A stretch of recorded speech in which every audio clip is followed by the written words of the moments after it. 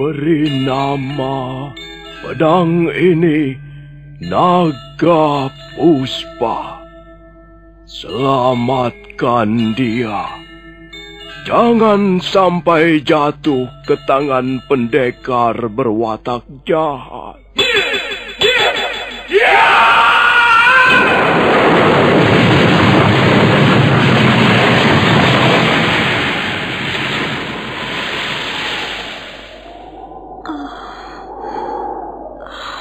Kakang Kamandanu, kau masih juga tidak percaya bahwa aku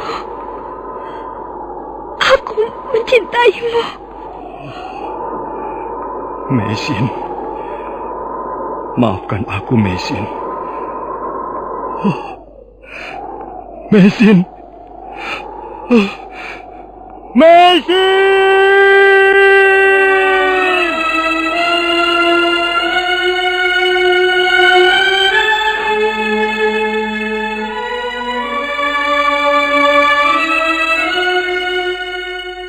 Tutur Tinular.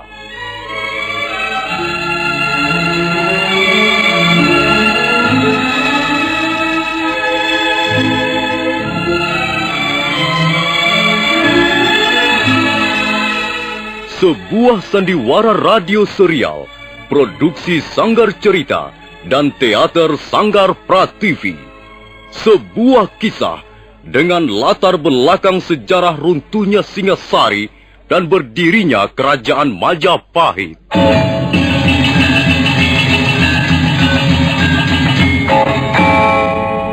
Sandiwara ini didukung oleh pemain-pemain radio yang sudah ternama, Ferry Fadli, Ivone Rose, dan Eli Ermawati.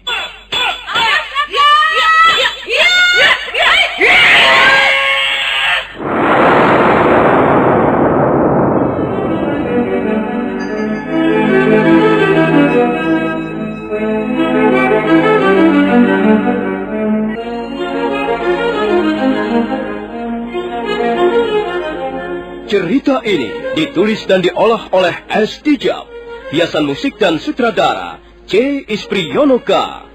Kali ini mempersembahkan episode ke-10 dengan judul Pemberontakan Rangga Lawe.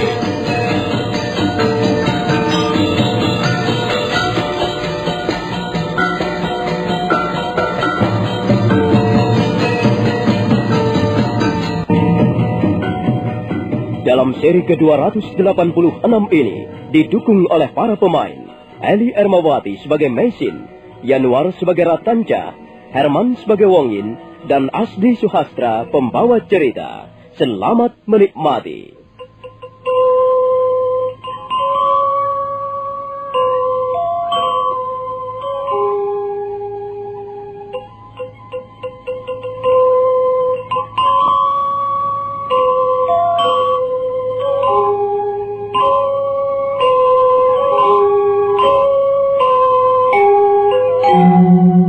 Meisin tinggal dalam ruangan sendirian. Dia masih merenungi apa yang baru saja diutarakan oleh Tabib Wong. Dia tahu bahwa dia memiliki rambut yang indah. Dan sekarang dia terpaksa melepaskan mahkota kewanitaannya itu demi mengikuti upacara yang akan dilaksanakan oleh Tabib Wong. Meisin membelai rambutnya yang halus dan lembut yang tergerai di dua belah pundaknya. Biar sajalah. Apa artinya aku mempunyai wajah cantik, tapi tubuhku kotor penuh penyakit? Biarlah Bapak Wong memotong rambutku, memotong garis-garis kesialan yang melingkari hidupku selama ini. Rambut jika dipotong masih bisa tumbuh kembali, tapi tubuh yang digerogoti penyakit dan pikiran yang senantiasa kacau balau karena peristiwa-peristiwa yang pahit, peristiwa-peristiwa yang penuh kesialan, hanya akan membunuh seorang manusia secara perlahan-lahan. Karena itu, biarlah aku kehilangan rambutku. Meisin masih terus berada di dalam ruangan. Tak lama kemudian Tabib Wong dan Ratanca muncul. Ratanca membawa sebuah kuali tanah berikut tutupnya, sementara Tabib Wong membawa sebuah pisau kecil. Apakah Nona Mesin sudah siap sekarang? Sudah, Bapak Wong. Saya sudah siap. Kasihan Kakak Mesin. Mengapa Kakak Mesin harus dipotong rambutnya, Bapak Wong? Bukan semata-mata rambutnya yang dipotong, Ratanja. Tapi juga garis-garis kesialan yang selama ini terus membuntuti Nona Mesin.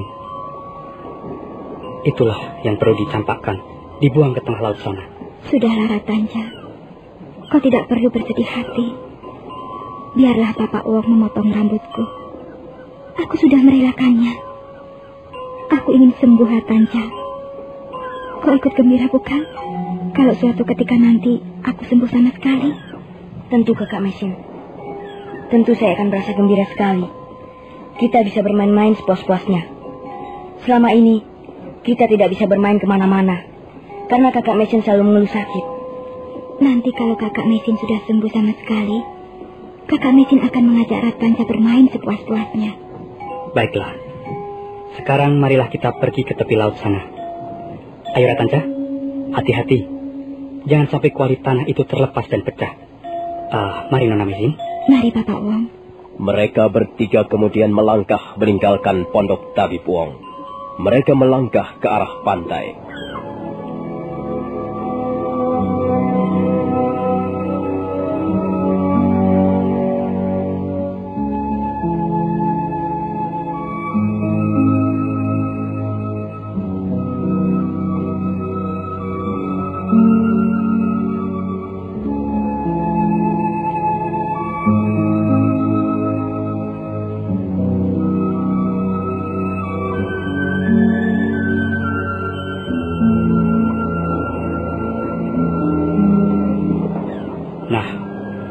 Marilah kita duduk di sini. Silakan duduk, Nona Mesin. Ayo, kau juga duduk, Ratanja. Mudah-mudahan saja apa yang kita usahakan ini bisa berhasil dengan memuaskan, Nona Mesin. Kita manusia hanya bisa berusaha. Selebihnya, Yang Maha Kuasa lah yang menentukan. Benar, Bapak Wong. Dan saya sudah menyerahkan segala-galanya kepada kehendak Yang Maha Kuasa, yang mengatur seluruh perjalanan hidup manusia. Ratanja, letakkan kuali tanah itu dan buka tutupnya. Baik, Bapak Wong. Begini, Bapak Wong. Iya, biarlah ia di situ. Kau duduk agak ke belakang. Nona Mesin sudah siap? Saya siap, Bapak Wong.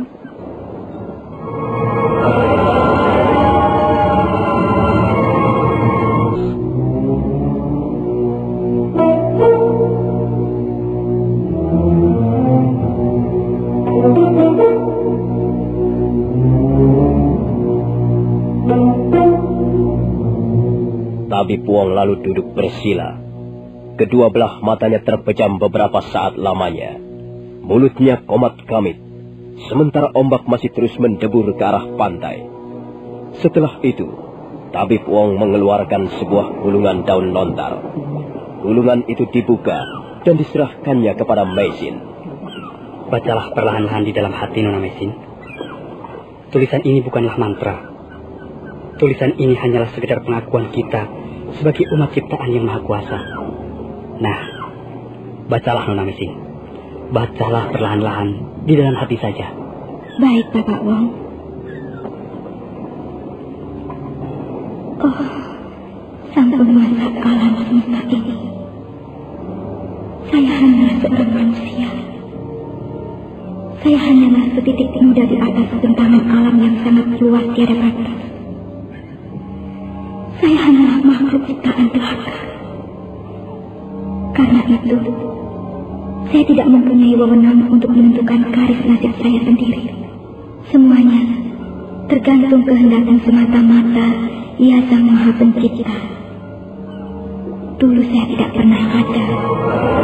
Kemudian saya ada. Dan akhirnya kembali kepada tidak ada. Saya hidup di dalam ketiadaan dan keberadaan. Telah menciptakan diri saya ini secara sempurna.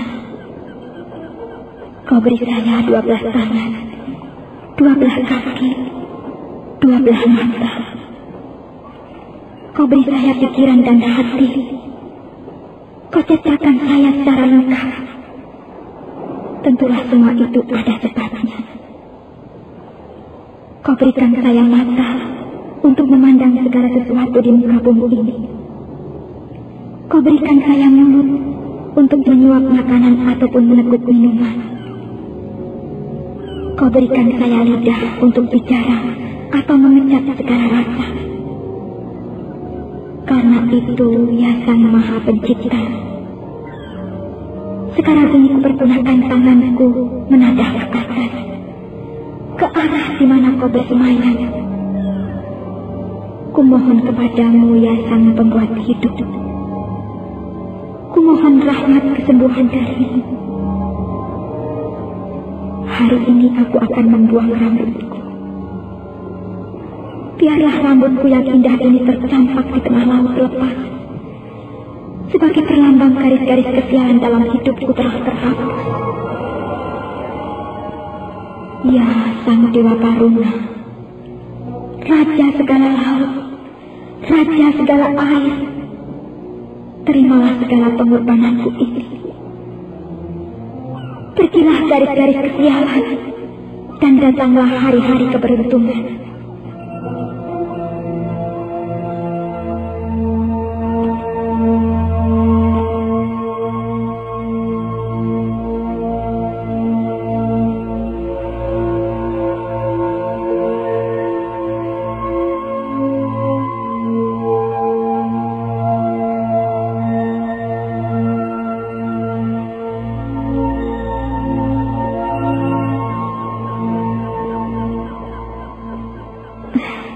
Sudah, Bapak Wong. Saya sudah membacanya. Seluruhnya? Iya, seluruhnya. Saya sudah membaca seluruhnya. Baiklah. Sekarang lipatlah daun lontar itu dan masukkanlah ke dalam kuali tanah. Baik, Bapak Wong. Meisin melipat daun lontar, kemudian memasukkannya ke dalam kuali tanah. Sementara itu nampak Tabib Wong mengeluarkan pisau kecil yang tajam berkilat-kilat. Meisin diam menunggu. Bapak Wong berdiri, kemudian mulai menjamah rambut Meisin dengan tangan kirinya. Pada saat berikutnya, Bapak Wong mulai memotong sedikit demi sedikit rambut Meisin. Ayo, bantu aku, Ratanca. Masukkanlah potongan-potongan rambut Nona Meisin ke dalam kuali tanah. Baik, Bapak Wong. Maka demikianlah, sedikit demi sedikit rambut Meisin tanggal dari kepalanya. Meisin berusaha menahan perasaannya, tapi akhirnya air matanya meleleh juga. Tabib Wong merasa iba, tapi rambut Meisin sudah sebagian tanggal dari kepalanya. Rambut itu jatuh dan segera dikumpulkan oleh Ratanca, kemudian dimasukkan ke dalam kuali tanah. Tabib Wong terus bekerja.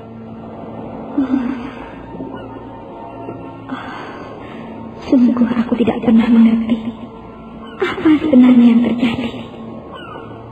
Apa yang kualami sekarang ini? Di manakah sebenarnya aku berada sekarang ini? Sepertinya semuanya hanya berjalan di atas dunia mimpi. Setelah semua peristiwa aku alami, semenjak aku berangkat meninggalkan negeri leluhur bersama Lau suamiku, sekarang aku berada di tepi pantai ini. Dan Bapak Wong pernah memotong rambutku. Apa sebenarnya yang sedang berlangsung atas diriku?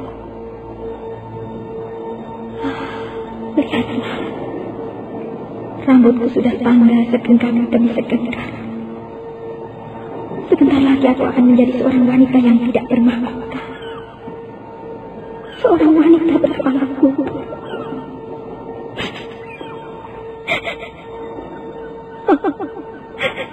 Anakku, Ayuandita.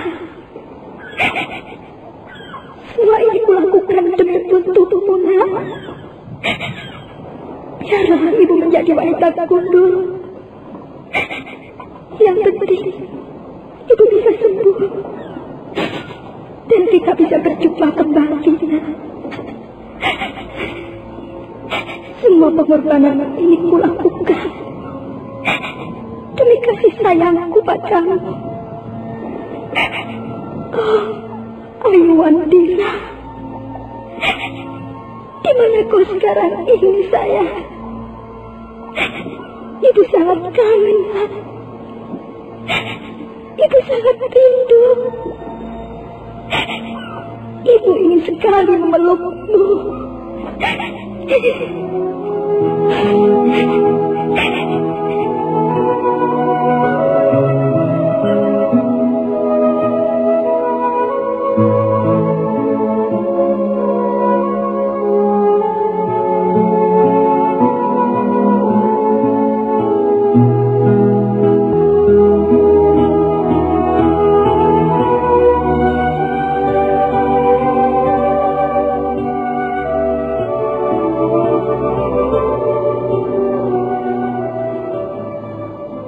Nah, sudah selesai Nona Mesin. Ternyata dugaanku keliru. Apanya yang keliru, Bapak Wong? Semula saya menduga Nona Mesin akan kehilangan kecantikannya sama sekali. Tapi ternyata tidak. Sekalipun tidak mempunyai sehelai rambut pun, Nona Mesin tetaplah nampak cantik. Bapak Wong terlalu berlebih-lebihan memuji saya. Kalau tidak percaya, tanyakanlah kepada Ratanca. Bagaimana pendapatmu, Ratanca? Bukankah Nona Mesin masih tetap cantik? Iya, kakak Mesin tetap kelihatan cantik. Walaupun kepalanya gundul. Kau jangan menggodaku, Ratanca. Baiklah. Sekarang marilah kita hanyutkan rambut Nona Mesin ke tengah laut. Tutuplah kuali tanah itu, Ratanca. Kemudian hanyutkan ke tengah laut sana. Saya akan mengikat tutupnya, Bapak Wong, supaya tidak terlepas. Ratanca kemudian menutup kuali tanah dengan tali pelepah daun pisang. Setelah itu Ratanca menghanyutkan kuali tanah ke laut. Kuali tanah itu berjalan perlahan-lahan meninggalkan pantai. Makin lama makin jauh. Benda itu timbul tenggelam di balik jeburan ombak. Dan akhirnya, kuali tanah yang berisi rambut Mesin itu pun tidak nampak lagi. Dia telah tenggelam sama sekali ke dasar laut.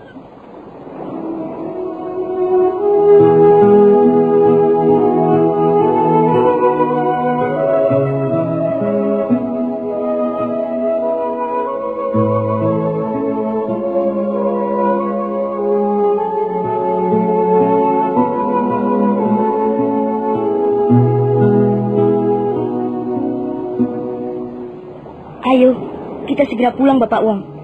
Lihatlah, mendung tebal bergulung-gulung di angkasa. Wahai Sang Hyang Baruna, dewa penguasa segala macam laut, terimalah pengorbanan dari salah seorang anak manusia ini. Buanglah garis-garis kesialan dalam hidupnya, dan pertemukanlah dia dengan hari-hari keberuntungan. Berkatilah anak manusia yang berkehendak baik. Turunkanlah berkahmu kepada Nona Mesin. Kuatkanlah hatinya selama menjalani pengobatan untuk penyembuhan sakitnya. Ayo, cepat Bapak Wong. Kita harus segera kembali ke rumah. Sebentar lagi pasti hujan turun. Baiklah. Ayo Nona Mesin, kita kembali ke pondok.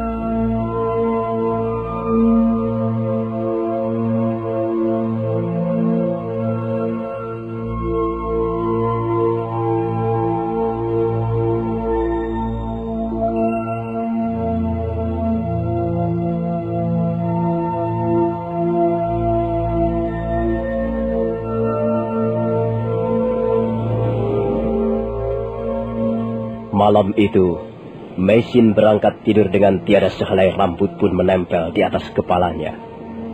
Berkali-kali dia mengelus-elus kepalanya sendiri, seperti mengelus-elus pusara orang yang sangat dicintainya. Tapi suatu ketika matanya berubah menjadi berbinar-binar, bercahaya penuh tenaga dan semangat hidup yang bernyala-nyala. Dia sudah tidak sabar lagi menunggu. Besok Tabib Wong akan menjalankan pembedahan, dan dia sudah tidak sabar lagi menunggu saat-saat itu.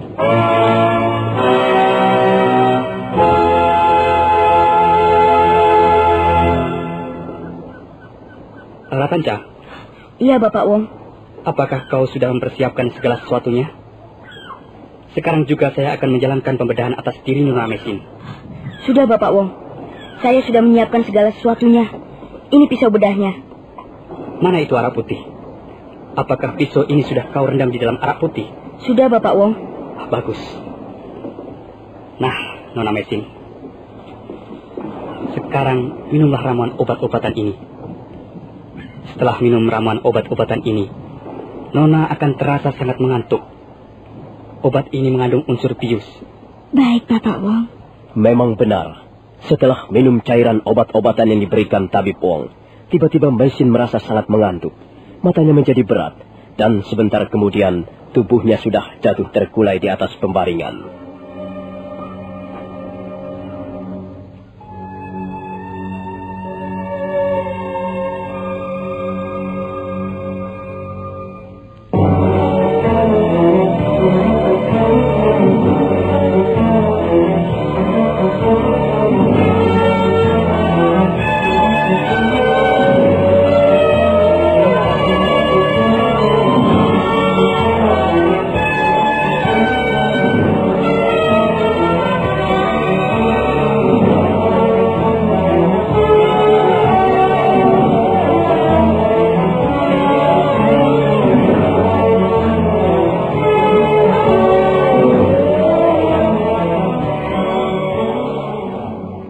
Cepatlah, Panca. Aku harus segera bekerja. Lebih baik kau tunggu di luar sana. Aku akan segera membedah tubuh Nona Meisin. Baik, Bapak Wong. Saya akan menunggu di luar. Rakanca segera meninggalkan ruangan. Tabib Wong mencelupkan pisau ke sebuah mangkuk yang berisi arak putih. Kemudian dia melangkah ke arah Meisin. Selanjutnya dia mulai bekerja membedah tubuh Meisin. Karena baru pertama kali dilakukan, tangan Tabib Wong nampak gemetaran. Keringat bercucuran membasahi dahi dan lehernya. Ujung pisau yang sangat tajam menggores daging yang empuk, dan tulang rusuk Meisin segera terbuka bagaikan sebuah pintu. Darah berhamburan keluar. Tangan-tangan Tabib Wong semakin gemetaran.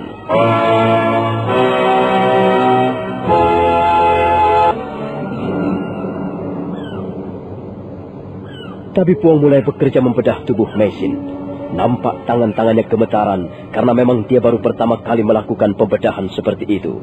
Tapi Tabib Wong terus bekerja. Sementara itu Meisin masih dalam keadaan terbius. Dia sama sekali tidak bergerak, sekalipun tubuhnya sudah menganga lebar dan mengeluarkan darah.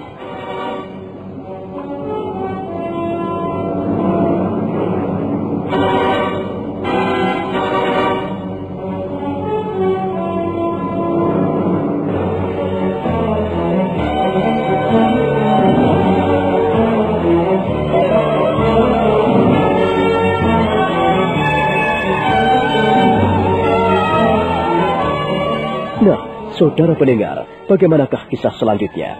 Apakah Tabib Wong akan berhasil